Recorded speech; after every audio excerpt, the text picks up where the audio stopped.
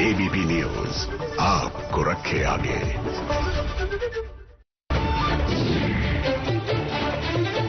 नमस्कार, ABP news पर इस खास कार्यक्रम महासप्ताह में आपका स्वागत है। मैं हूं आपके साथ विकास कौशिक। महाराष्ट्र राज्य की अहम खबरों के इस खास बुलेटिन में हम आपको बताएंगे महाराष्ट्र से जुड़ी इस हफ्ते की अहम खबरें। सबसे पहली खबर हिंद दी चादर कार्यक्रम से जुड़ी है। हिंद दी चादर श्री गुरु तेग बहादुर जी के 350वें शहीदी दिवस समागम के उपलक्ष्य में नवी मुंबई में एक भव्य कार्यक्रम आयोजित किया गया।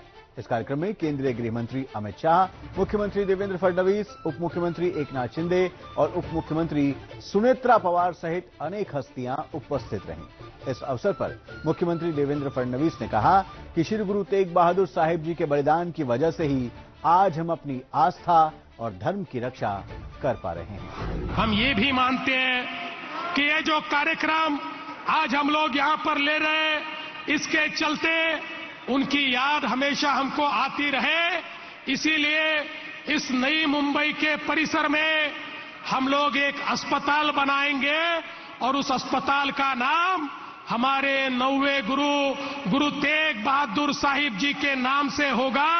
वो अस्पताल उनकी शहादत की याद ये हमेशा हमको देता रहेगा। चलिए बात मराठी भाषा गौरव दिवस की। मराठी भाषा गौरव दिवस के अवसर पर विधानमंडल सभागार में एक विशेष कार्यक्रम का आयोजन किया गया। इस कार्यक्रम में मुख्यमंत्री देवेंद्र फडणवीस और उप मुख्यमंत्री एकनाथ शिंदे और सुनेत्रा पवार सहित कई मंत्रियों ने हिस्सा लिया। इस कार्यक्रम के दौरान सुप्रसिद्ध मराठी लेखक आचार्य अत्रे और पुरुषोत्तम लक्ष्मण देशपांडे की विनोदी शैली का उल्लेख करते हुए उप मुख्यमंत्री एकनाथ शिंदे ने कहा कि विपरीत परिस्थितियों में भी हास्य ढूंढ लेना ही मराठी समाज की असली पहचान है। खरे अर्थों में मराठी व्यक्ति के रक्त में ही हास्य बसता है। जो व्यक्ति संकट में भी हास्य ढूंढ लेता है वही सच्चा मराठी कहलाता है। मराठी भाषा की अभिजातता बनाए रखना हम सभी की जिम्मेदारी है और इसलिए इस भाषा की उत्कृष्ट साहित्यिक कृतियों का विभिन्न भाषाओं में अनुवाद होना चाहिए।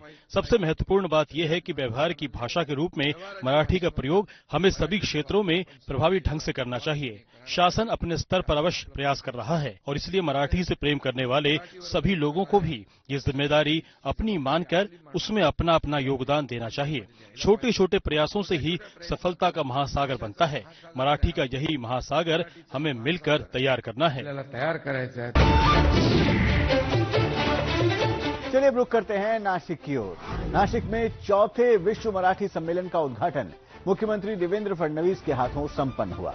इस अवसर पर उप मुख्यमंत्री सुनेत्रा पवार, मंत्री उदय सामंत और कई वरिष्ठ साहित्यकार मौजूद रहे। इस अवसर पर उप मुख्यमंत्री सुनेत्रा पवार ने कहा कि मराठी भाषा को ज्ञान, शोध और रोजगार की भाषा बनाना समय की मांग है।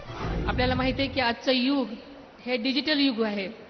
कृत्रिम बुद्धिमत्ता, तंत्रज्ञान, हमें पता है कि आज का युग डिजिटल युग है। कृत्रिम बुद्धिमत्ता, तकनीक और वैश्वीकरण के इन सभी बदलावों की आंधी में भी मराठी की मधुरता, उसकी परंपरा और उसकी साहित्यिक समृद्धि आज भी उतनी ही शाश्वत और सशक्त बनी हुई है।